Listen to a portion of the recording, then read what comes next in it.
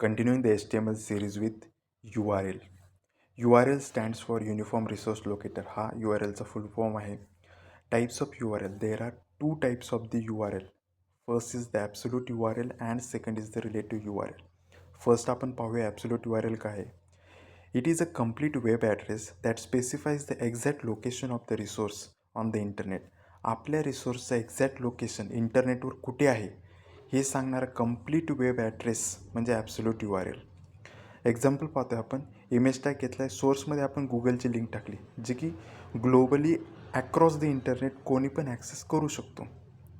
ही आहेत आपले absolute URL. External images might be under copyright.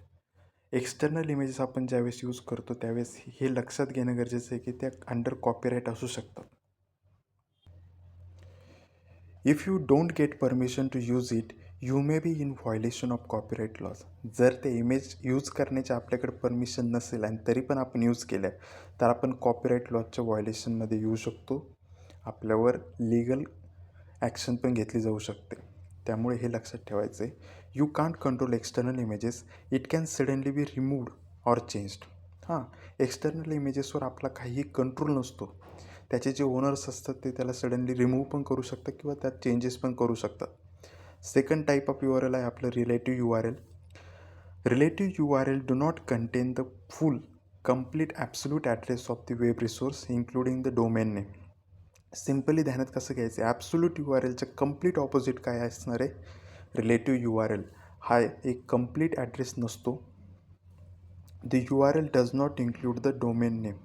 हां, रिलेटिव्ह URL डोमेन नेमसुद्धा इन्क्लूड करत नाही. The URL begins without a slash. It will be relative to the current page. Without slash G URL असणार आहे ती relative असणार आहे current web पेजला आपल्या. तर एक्झाम्पल आता आपण पाहतोय इमेज सोर्स logo.png. आता ही logo.png आपण लिंक जी टाकतोय किंवा फाईल जी लिंक करतोय ती एका आपल्या पर्सनल सिस्टीमवर लोकेट आहे. हे काय आपल्याशिवाय दुसरं कोणी ॲक्सेस करू शकत नाही जोपर्यंत आपण कोणाला परमिशन देत नाही. आपल्या सिस्टीममध्ये डाउनलोड असणार आहे. If the URL begins with a slash it will be relative to the domain. हां, जर URL स्लॅशसोबत स्टार्ट होत असेल तर ती रिलेटिव्ह असणार आहे आपल्या डोमेनला.